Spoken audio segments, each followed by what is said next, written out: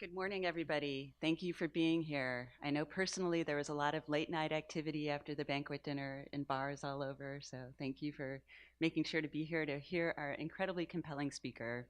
It's really my distinct honor to get to introduce Jennifer Dunne, Professor and Vice President of Science at the Santa Fe Institute. Jen has received an undergrad degree in philosophy from Harvard, and then she got her PhD in energy and resources at UC Berkeley. And she's really been a pioneer in the field of networks. In the early 2000s, she had this brilliant idea that we could think about ecosystems and biomass exchange in the context of food webs and food networks. And it was a paradigm that really transformed ecology and is still transforming ecology today. So it's really amazing to have someone who's pioneered methods speaking to us. Jen has now been a professor at the Santa Fe Institute since 2007, and she's now the Vice President of Science, which means that not only doing her own vibrant research, she also oversees all the scientific activity and the scientific direction of the Santa Fe Institute. And finally, I'll say that Jen was recently elected Fellow of the Ecological Society of America. So it's really a great pleasure to get to introduce Professor Jennifer Dunne.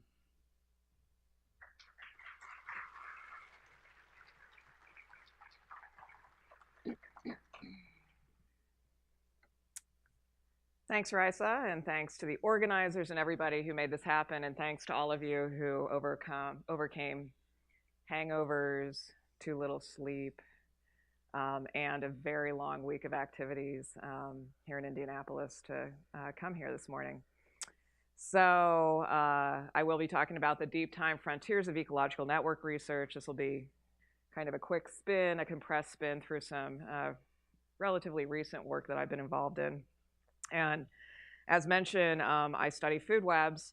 And actually, food web research, quantitative food web research, has been going on since the 70s. And I stand on the shoulders of many giants like Bob May and Joel Cohen and others, and my friend and colleague Neo Martinez.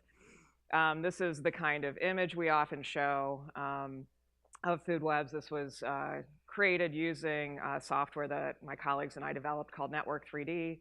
If you're interested in it, just email me. In this case, for ecological networks, the nodes represent species or groups of species, and the links show the feeding interactions between them. And it really demonstrates the flows of biomass and energy throughout an ecosystem through feeding interactions. And ecological networks can also include other kinds of interactions, which I'll get back to at the very end of the talk. And the vertical axis actually is ecologically meaningful. It shows the trophic level. Basically how many steps it takes, our energy is transformed as it passes from the primary producers at the bottom of the food web up to animals higher in the food web. So over the last, especially 15 years or so, we've actually learned quite a bit about many different aspects of ecological networks and food webs. There's a large literature now on ecological network structure and organization, and a lot of my work is situated in that. There's also a very large body of literature dealing with complex trophic dynamics, which is also something that I've been involved with. And also a very large literature on ecosystem robustness, stability, and function given the framework of ecological network analysis and modeling.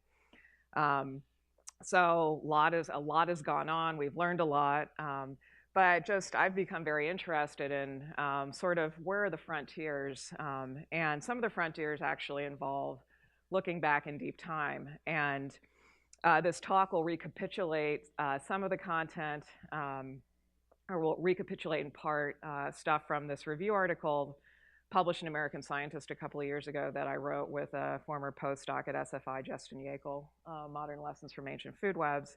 It's meant to be kind of a fairly non-technical overview of some of this kind of research. And so here, let's look at the geologic time scale. Oh, and by the way, the clock is not counting down, so I'll have no idea how long it's been. So thank you. So if we look at the geologic timescale, the present day is up at the very top of that. and then going back billions of years. And what I've pointed out is basically two eras in this. So going back a half a billion years to the Cambrian with the Burgess Shale and the Chengsheng Shale, which I'll talk about first. And this was the period of basically the rapid radiation of multicellular life on Earth.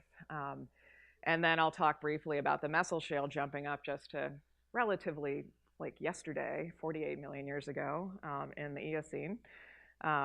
So first, the Cambrian. So the Cambrian and the Burgess Shale in particular, most of you have probably heard of the Burgess Shale. And if you have, it's because a lot of really interesting books have been written about it, and including Wonderful Life by Stephen Jay Gould, Crucible of Creation by Simon Conway Morris, and most recently one by one of my collaborators on this work in particular, Doug Irwin, The Cambrian Explosion. And one of the reasons why there's so much interest in the Burgess Shale, partly because it is from this radiation period of multicellular life on Earth, but also there's a lot known about the fossils and the animal life that was happening then half a billion years ago, which is a really, really long time ago. And these are some of the iconic fossils from the Burgess Shale. And so we're talking about a shallow marine system and basically invertebrates of different kinds, some which were very small and some like the Anomalocaris in the upper right, which were very, very large, 3 meters long. Thing to note is that these organisms couldn't really be much different from the kinds of organisms we see today.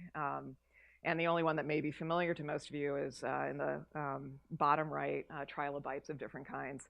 But there are a lot of really weird body plans, and actually there are a lot of evolutionary dead ends. I mean, they didn't lead to lineages that still exist today. And there were things like 5 eyeballs on a stalk that stuck out above the head, and and you can see from the names like hallucigenia that reflect kind of the bizarreness of the body plans that no longer exist. We know a ton about the morphology and who was present and all the different kinds of organisms that's in this very ancient system. But what about inferring the ecology and the feeding interactions among these species? It seems kind of crazy that you could infer anything from this long ago. But it turns out if you bring a bunch of paleobiologists with expertise to the Santa Fe Institute and you lock them in a room and say, you're not going to get any green chili or margaritas until you come up with a bunch of lines of inference for how we can think about inferring trophic links, they actually do a really good job really quickly. And so the lines of evidence that they came up with are shown on the upper left. They include things like gut contents is a really obvious one. There is actually often fossilized gut contents, and that's kind of a bit of a smoking gun. But there's a lot of other things. Body size tells you a lot about who can eat you and what you can eat. The functional morphology of how they're built and damage patterns are really useful. And in fact, the Anomalocaris, this 3-meter-long giant crazy predator of the Cambrian seas, we know that they fed on trilobites because there's bite marks on the trilobites that match the tooth marks, or the tooth morphology of the Anomalocaris. And we also were able to assign certainty levels to every link based on sort of the lines of evidence that we had for every feeding link. And out of this, we actually were able to compile a fairly reasonably well-resolved food web of the Burgess Shale from half a billion years ago with the original version has 142 taxa and almost 800 links. This is a paper that was published several years ago in PLOS Biology with Doug Irwin and others. Jumping up now to merely 48 million years ago, we come to the Messel Shale biota. This is also an exquisitely preserved biota, fossil biota. And that's now located in Germany near Frankfurt. And basically it's a small lake that was surrounded by a paratropical forest.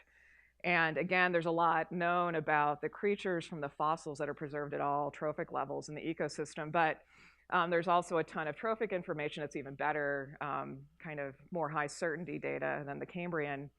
And so here this shows a bunch of different fossils. And for example, on the upper right shows a very small horse that lived then, and it has fossilized gut contents that lets us know to the species what kinds of vegetation it was eating. And, and the thing in the middle on the top shows a fish eating another fish of another species. They were smothered at the moment of the feeding interaction happening. That truly is a smoking gun, so that's kind of nice. That doesn't happen very often, though. And out of that data, we're able to put together incredibly highly resolved and very high certainty data for the lake and the forest. And in fact, this is the best terrestrial food web we have right now. We had to go back 48 million years to do it. That's another story why I think that's the case. But hopefully modern trophy ecologists will come up with better data in coming years for terrestrial systems. And to make a very long story very short, when you use when you use network structure types of analyses to look at how these food webs are organized and compare them to each other and also to modern food webs from a lot of different habitats, what we find is that there's common underlying trophic organization across habitat and across deep time. And even in these Cambrian food webs, where you have crazy body plans that don't even exist anymore. So, and this is looking at the structure in a lot of different kind of basic ways, motifs and degree distributions and a lot of just single number properties and other things kind of points us all in the same direction. And the lessons I mean, just big lessons I take from this is that ancient webs are organized similarly to extant webs, regardless of the context. And also the thing I didn't mention about the Messel Shale is that that food web, it contains species that look very similar to things we have today, although they've evolved since then, obviously. So little horses have become big, giant predatory birds have become small. And it also existed 18 million years after the end Cretaceous extinction. So you have, they've known for a long time that you had development of a modern biota, but now we know also that within 18 million years that you also have fundamental trophic structure that we see. And there's a lot of interesting questions that are still very open for research, such as this type of thing suggests that there's common universal constraints on trophic organization. What are they? I don't think they have anything to do with evolution per se, given the consistency between the Cambrian and modern day. Probably has more to do with thermodynamics, stability constraints, other issues. So there's work to be done there. And then also it brings up this, especially the Messel, and brings up issues of mass extinctions. Do mass extinctions push structure away from core non-random patterns that we see across space and time? What's the time to recovery of any ecological trophic organization? And what are the role of interaction networks in recovery and in extinctions themselves? So there's a little bit of work starting to be done on that. We're very data limited, obviously. It takes a long time to put this kind of data together. But I think this is very early phases still, and there's a lot of cool work to be done. So now we're gonna pop up in time to the top of the geologic time scale into the human period, but still before present. So 300,000 years ago, and this is really that number, 300,000 years for when anatomically modern humans developed, just got bumped back from 200,000 to 300,000 years recently. You may have noticed this in the literature in the just in the last week or two. Really exciting piece of information about human history and evolution. Behaviorally modern humans developed about 50,000 years ago, and human history is really kind of about the last 11,000 years in the Holocene. So we went to really deep, deep time. Now we're going to human deep time. And I got very interested in how humans fit into and impact ecosystems and whether a food web and ecological network framework could be useful for thinking about that and also letting us think about sustainability in new kinds of ways. So the next few slides I'll talk about ecological networks as a way to think about human impacts on ecosystems, focusing on two studies, one from the Adriatic Sea region and one from Egypt. So in collaboration with colleagues from Canada, Heike Lotz and Marta Kahl, they put together, and this was a paper published a couple of years ago in Ecosystems on historical changes in marine resources, food web structure, and ecosystem functioning in the Adriatic Sea Mediterranean. And they really did the bulk of the work. But they looked at the whole Adriatic, all the countries and little towns and cities around the Adriatic Sea, and they broke up human history here into 10 cultural periods. And from pre-human, hunter-gatherer, agricultural, market, classical, medieval, modern, and global. And basically compiled a ton of data of different kinds related to biodiversity, ecosystem function, and food webs for this region. And again, I'm making very long stories very short, given limited time. But there's, you can always email me or find these papers if you're interested in any particular thing I bring up. So one of the things they did was they put together data over time for species abundances for different groups of taxa, mammals, birds, reptiles, fish, invertebrates, plants, and of course humans. And so all the colored lines show the non-human species and their relative abundances declining over time, especially in the last kind of 200 years. And the gray line shows the massive growth of human populations across the Adriatic, which is, of course, also just the trend across the globe. And so no big surprise here, but it's really great to kind of that they were able to document these types of trends within the Adriatic across these different periods. They were also, among many other analyses they did, were able to compile fairly somewhat coarsely grained food webs across each of those time periods. It's very hard to put detailed food webs together kind of in this human time scale, this human history time scale for different reasons. But what they were able to do is to basically aggregate the nodes to represent different kinds of taxa, and not at the species level typically, but more grouped together. And a Scientific American did a little piece based on this. And again, as with the other kinds of data, not surprisingly, in the early modern, just 200 years ago, the food web was, of this coarse-grained version of the food, was fairly unchanged from the prior many thousands of years. But in the last 200 years, this coarse-grained food web has lost 25% of its nodes, mostly the mammals, birds, and reptiles in the system. And this is just the marine system. And also, when you do robustness analyses, the robustness is clearly decreased. Basically, the potential to see secondary extinctions with further loss of nodes to the late global period. And so they called this the dwindling web: how human exploitation has reshaped a marine ecosystem.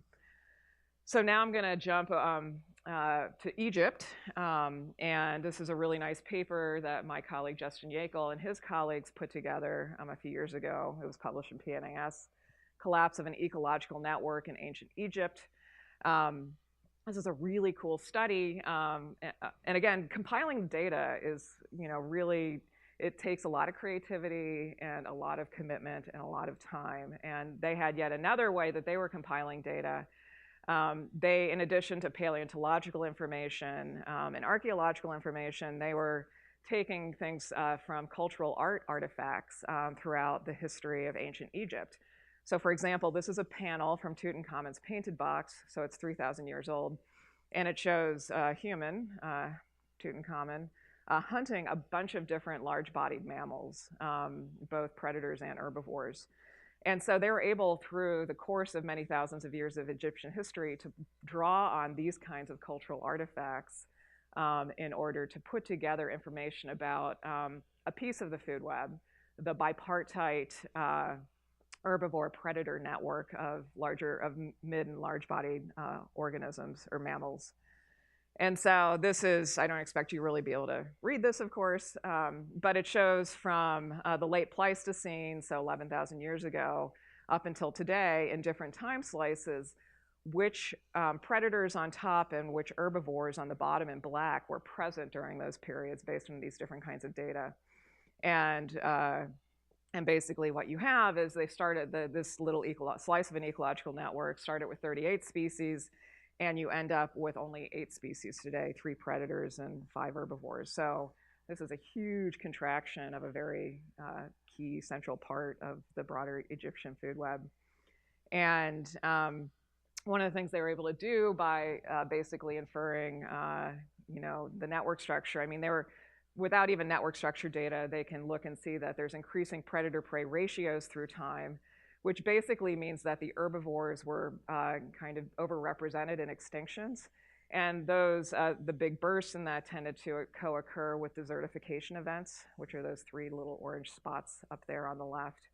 And of course, this is also, these changes and these decreases in biodiversity and the predator-prey ratio are concurrent with increases in population, increases in aridification, and increases in farming and other things. They weren't able to actually attribute in any detailed way specific causes, but it was almost certainly a synergy among all these different factors. They also, when they constructed the actual bipartite networks for this food web through time, they did a different kind of stability analysis than we did for the Adriatic, but found the same kind of result, which is that there's fewer dynamically stable food webs through time from the late Pleistocene to today. So, and before I actually get to the next part, I mean, you know, the message here is the same. I mean, there's a huge contraction, especially in the Egyptian, this partial food web, but you see it in the Adriatic. I mean, this, of course, we kind of know has to be going on given the losses of biodiversity. It's impacting food webs and ecological network structure, but it's never been compiled and put out there quantitatively and analyzed. So, and I think there's, again, these are very early studies. There's much more that can be done in this space. And different kinds of robustness and stability analysis are also giving us the same story, which is that as we unravel these ecological networks, they're becoming more prone to complete or further unraveling, and so they're becoming less stable, less robust over time. But most recently, what I've become very interested in, and this is very early stage research for me and for anybody, are human roles within ecological networks. So humans typically in ecology have been treated as kind of this outside, either they're kind of ignored, we pretend that we're studying pristine ecosystems in the absence of humans, or they're kind of portrayed or incorporated as external forcing factors. My PhD research when I was a plant ecologist, not a food web person, was looking at the impact of anthropogenic climate change on subalpine meadow ecosystems. But I was studying the ecosystems, you know, and then we just manipulated them in order to look at the effects of climate warming. So humans are sort of implicitly a part of it. They're the forcing factor, but it's still sort of studying the ecosystem independent of them to some degree. So I got interested in whether food webs could be used to think about, especially pre-industrial humans right now, and how they fit into and impact ecological networks. So I'll briefly discuss 2 studies, one from the Sanak Archipelago and the Aleutian Islands of Alaska, and one that's very much ongoing and very early stage in Moorea and other sister islands in French Polynesia. So the first one is a part of the Sanak Biocomplexity Project. This was funded a while ago now by NSF through their biocomplexity program, which has turned into something called the Couple Natural Human Systems program. And the piece of this project, I got pulled in as a food web person. And what I was really interested in, and my colleagues, were what roles did pre-industrial humans play in North Pacific food webs, particularly the marine food webs? How did human foragers compare to other species in the context of an ecological network framework? And what, if anything, can we learn about sustainability from how humans interacted with and impacted other species? So just to situate ourselves, here's on the left shows Alaska, and then the Aleutian Archipelago down in the far left. The little yellow box shows the part of the Aleutian Archipelago near the tip of the Alaskan Peninsula where Sanak is located. This part of the Aleutian Islands has been ice-free for about 16,000 years. On Sanak itself, which is shown on the right, there's a 6,000-year record of humans on the island, and there's 128 known archaeological human sites shown in yellow. It's a pretty complete survey of the archaeological sites of Sanak and its little sister islands. And part of the point of this project was in different kinds of ways and for different kinds of questions to integrate archaeological, ecological, and climatic data. And of course, as a food web person, I was interested in human trophic roles, in particular, whether we can compile really highly resolved data where humans were included explicitly in the food webs. So this shows on the left my colleagues, Spencer Wood and Rolly Russell out in the intertidal. They're ecologists by training. They compiled a bunch of biodiversity data and ultimately a huge amount of trophic interaction, feeding interaction data, particularly for the marine and intertidal systems here, or up in Senac. But we had to combine this information, which was really about the ecology, with information about what the humans were up to. And a lot of that information came from cores of middens. So the middle left picture shows an excavation of a midden. A midden is just a trash heap, sort of a human trash heap from long ago. And people will be studying our garbage dumps and our trash heaps in the future. So when you're throwing stuff away, you can think about that. And what comes out of the middens is shown on the bottom left. It's a bunch of little bone and shell fragments, hard-bodied bits left over from different species that the humans were processing and usually eating or using for other things.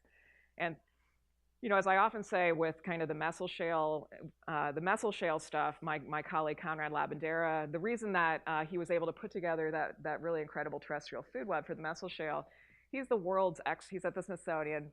He's the world's expert on fossil plant-insect interactions, and he has built a career on looking through microscopes at little tiny impressions, often in rock, and hundreds and hundreds of thousands of these, and figuring out the feeding interactions between insects and plants to a very high degree of resolution. It's something that would drive me completely mad. And just like going through these shell bits and bone bits, which my zooarchaeological colleagues did, and went through tens of thousands of these and could identify them to the species, would also drive me completely mad. So my hat is off to empiricists of the world. The work I do and that most of us do would be basically impossible and uninteresting without the work of a lot of hardcore empiricism.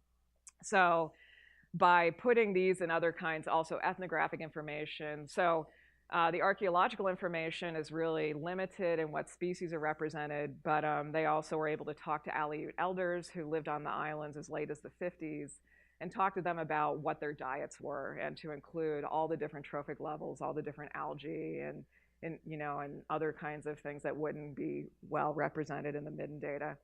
And out of this, you can start to piece together what you need for food webs or ecological networks. And this on the right shows one of a bazillion food chains in this network, with algae at the bottom, eaten by shrimp, eaten by sculpin, a type of fish, eaten by stellar sea lions, which are hunted and eaten by humans.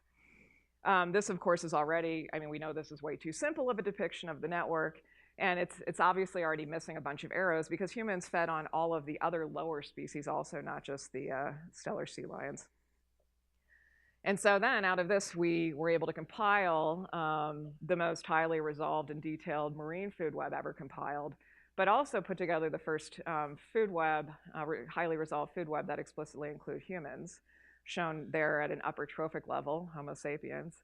So for the nearshore marine food web, there's about 500 taxa, about 7,000 feeding links. The node colors show the type of organism. And one of the ways to judge the quality of a food web in terms of its resolution is most of the species should be invertebrates, and should also be kind of lower kind of primary producer things. And so in this case, what you should be seeing is a lot of yellow, and that is indeed what you are seeing. Early food web data often had birds resolved to the subspecies, and then all the insects would be grouped together in one node. And so there's a lot of resolution issues. There's a lot of really interesting methodological issues that have come up because of ecological network data compilation and analysis. So this is highly and evenly resolved, which is what we strive for.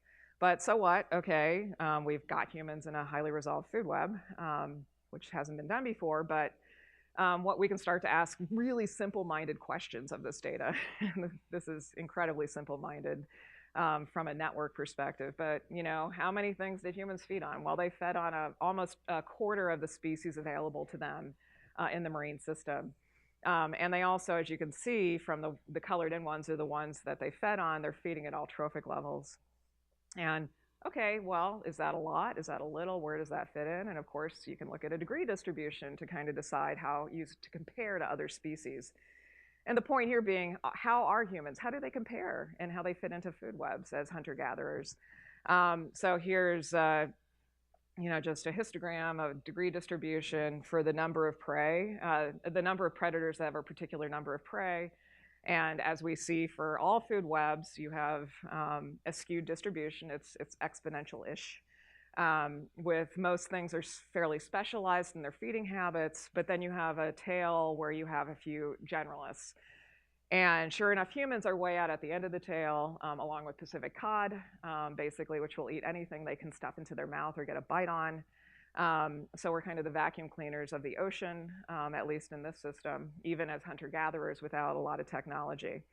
So humans are playing a special role. I mean, they're out there on the tail of the distribution. They're playing a special role in one sense, in that sense, but in another sense, they're not, because in any food web, there are a few species way out at the end of the tail. So in this particular system, they're playing a special role, but the role itself is not particularly special across food webs. So again, summarizing a bunch of stuff, human roles in the system are that they are super generalists. They are highly omnivorous, which is basically where they're feeding on all these different trophic levels. They have very short path lengths to other species. Basically, 96% of the species are within 2 feeding lengths of the humans.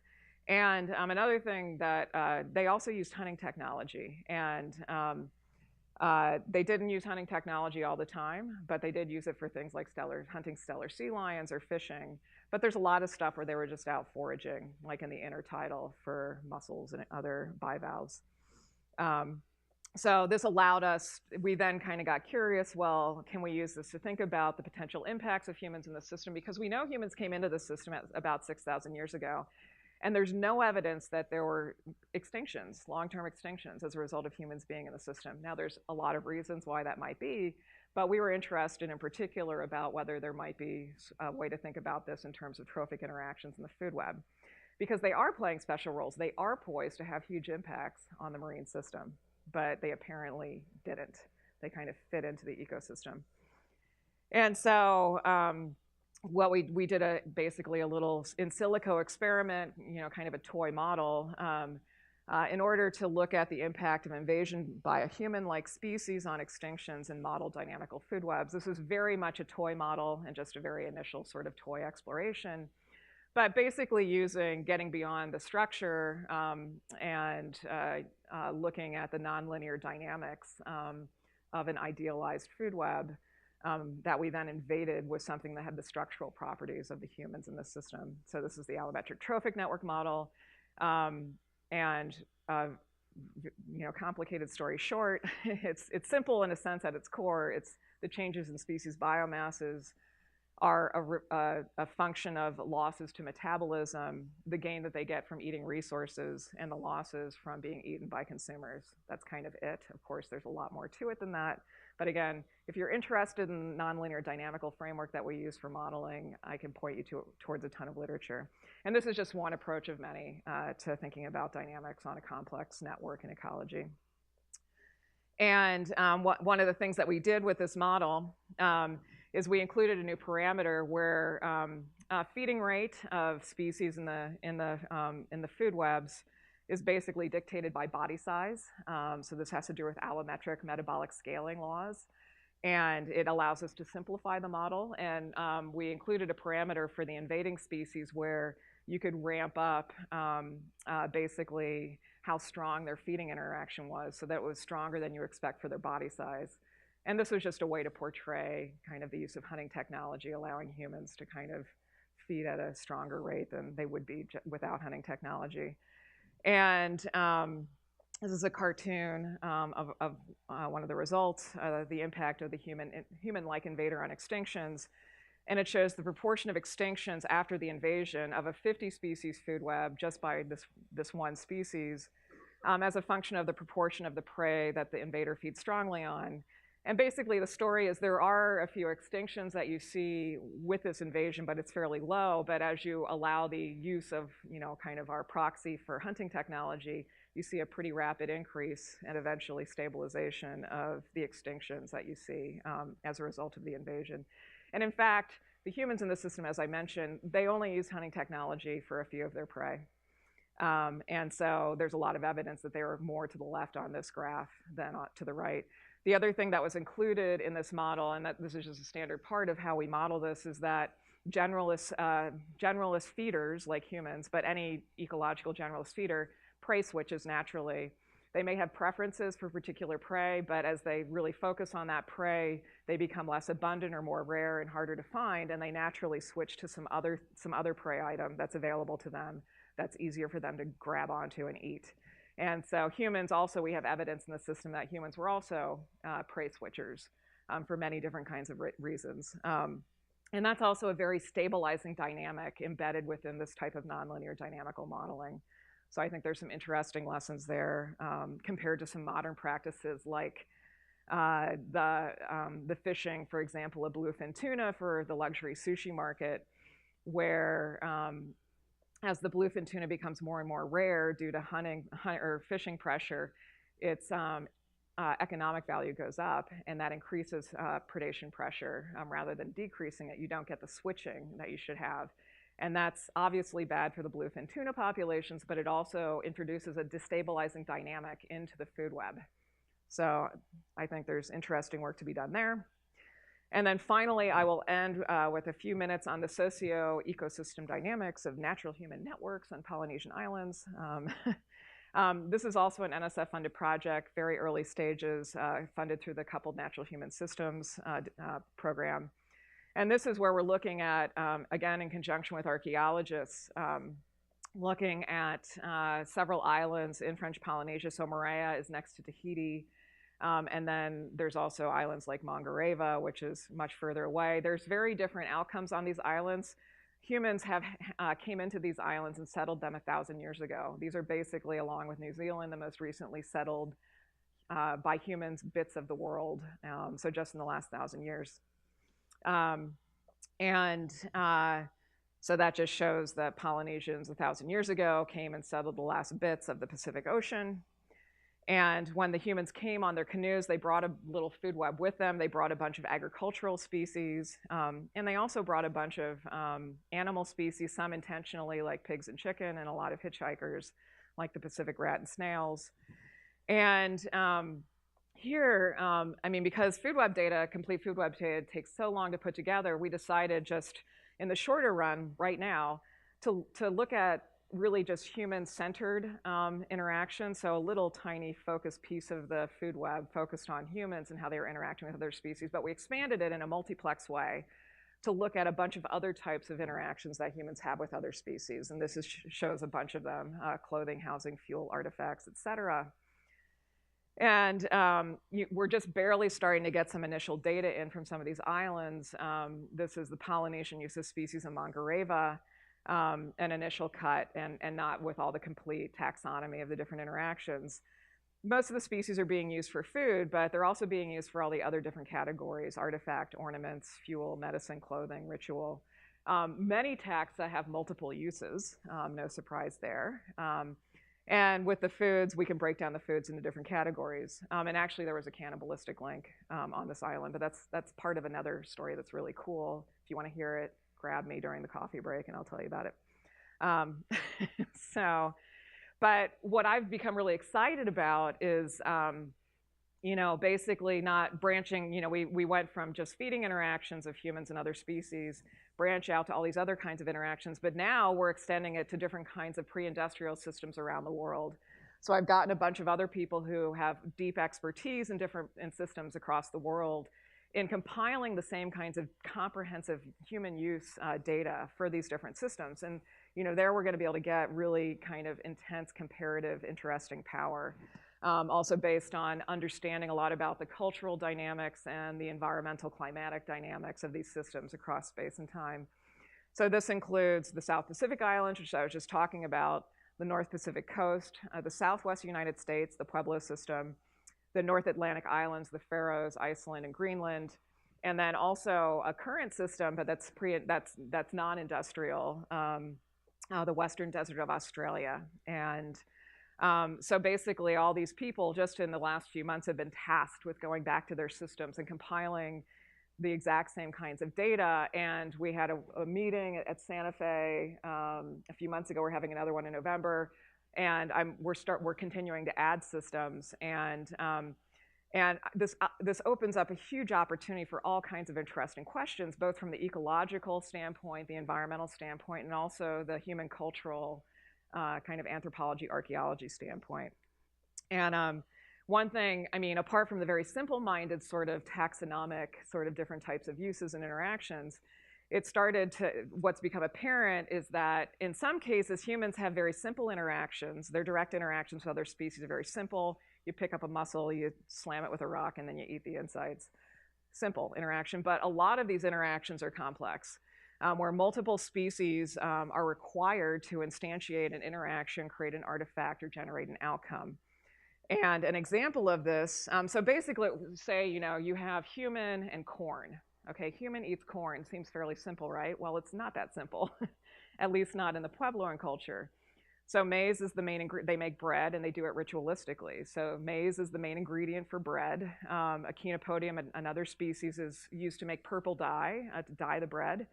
Another species, Helianthus, is used to create a hood over a particular kind of stone to lock in moisture, and that's shown on the right. And then a particular species of juniper is used as fuel to cook, and also the ash is used as an ingredient for the bread. So all of a sudden, a single link between humans and corn has this little tiny complex network of interactions that's going on to instantiate it. And so there's, I think, huge opportunities for sort of compiling and looking at this kind of layered and more nuanced and complex data about what's going on with humans and their interactions. And so just to finish, lessons and opportunities I see from this kind of research, the human research in particular. Humans clearly are often unraveling food webs through a variety of mechanisms. Population increases, hunting, agriculture, urbanization, industrialization. And these effects are clearly exacerbated by other factors such as climate change. Food webs are in general becoming more simplified, less robust to species loss, and less stable given perturbations. However, humans can invade a system and not initiate instabilities, like in the case of the Aleutians. And now we have this new research agenda, which is in its infancy, the myriad ways that humans interact with other species over space and time, bringing up the issue of simple versus complex interactions. And then, and then there's this rich array of potential questions and hypotheses we can test about human use patterns and how they relate to ecological environmental context, innovation and cultural dynamics. So we can look at sort of technology development and innovation through these simple versus complex data, and also how it relates to modes of production and other things. And final thoughts, I've become very convinced of the power of deep time and drawing lessons from the past to think about now and the future. I've also become convinced that ecological network analysis and modeling is very useful for these kinds of questions, and a new way to think about them, including humans explicitly in ecological modeling and data, is, I think, useful and important. And I've also, the power of case studies and the sort of back and forth between case studies, specificity and generality is really useful. I'll end there. This is a tiny, tiny compressed short list of really key collaborators on the particular studies I've been involved with. My true acknowledgement page would look more like Victoria's first acknowledgement page if I put it up there. So thank you very much.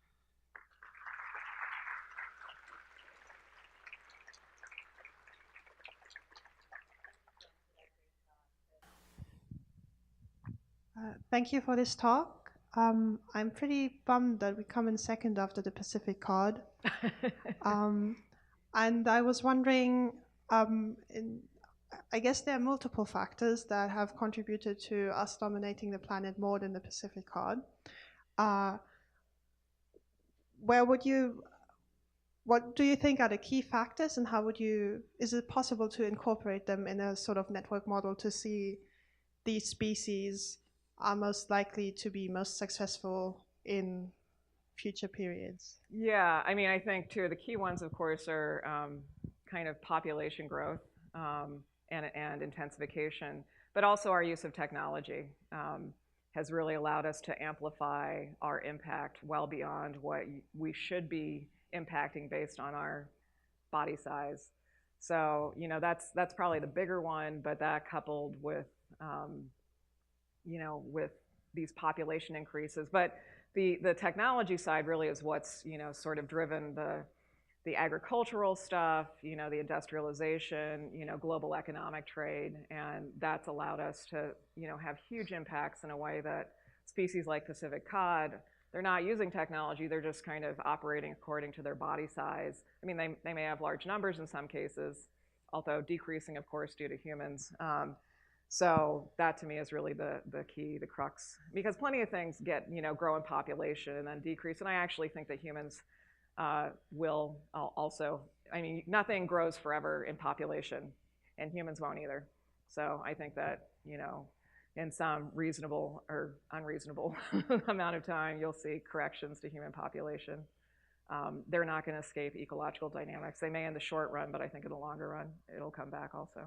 But the technology, as long as we have technology, it's going to amplify our impact. So.